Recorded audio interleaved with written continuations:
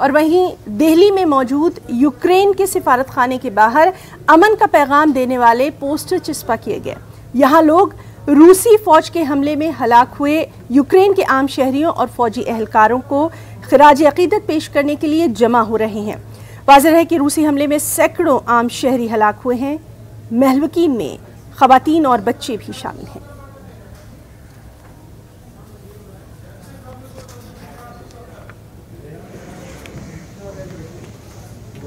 लगातार 3 दिन से यूक्रेन और रशिया के बीच वॉर की स्थिति बनी हुई है और उसके बाद जिस तरीके की स्थिति यूक्रेन में है, वहां पर शांति कायम करने के लिए दिल्ली के वसंत विहार में बनी यूक्रेन एम्बेसी के बाहर आप देखें कि शांति प्रार्थना यहां पर की गई है। शांति स्वरूप जो फूल हैं, जो छोटे छोटे टेडी बियर्स हैं, वो यहाँ पर रखकर प्रार्थना की गई है कि वहाँ पे शांति कायम हो। और दिल्ली के में बनी यूक्रेन एम्बेसी के जो एम्बेसडर हैं डॉक्टर इगोर, उन्होंने यहाँ पर प्रार्थना की। उनके साथ जो लोग यहाँ पर रहने वाले हैं उन्होंने भी यहाँ पर प्रार्थना की। और फूल जिस तरीके से शांति का प्रतीक माने जाते हैं, फूलों को यूक्रेन एम्बेसी के बाहर यहाँ पर रखा गया है।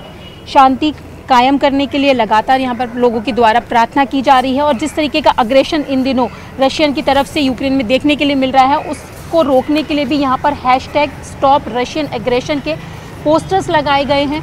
और कुछ यहाँ पर पेंटिंग्स आपको दिखाई दे रही होंगी जो बच्चों ने बनाई है।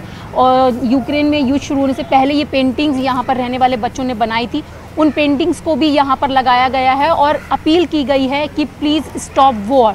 जिस तरीके की लड़ाई वहाँ पर चल रही है उसको रोकने की अपील यहाँ की जा रही है। कैंडल्स भी यहाँ जलाए गए हैं।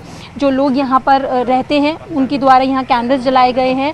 लगातार सभी ये चाहते हैं कि जिस तरीके की स्थिति वहाँ बनी है वहाँ पर शांति कायम हो और जो युद्ध वहाँ चल रहा है वो रुक जाए।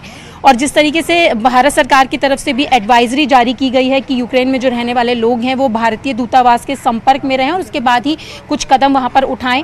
भारत सरकार की तरफ से वहां से लोगों को लाने की भी कवायद जो है वो शुरू कर दी गई है। और इसी बीच लगातार वहां पर शांति की अपील के लिए यूक्रेन एम्बेसी के बाहर प्रार्थना की जा रही है। कैमरा पर्सन योगेंद्र के साथ रचना, न्यूज़ 18 दिल्ली।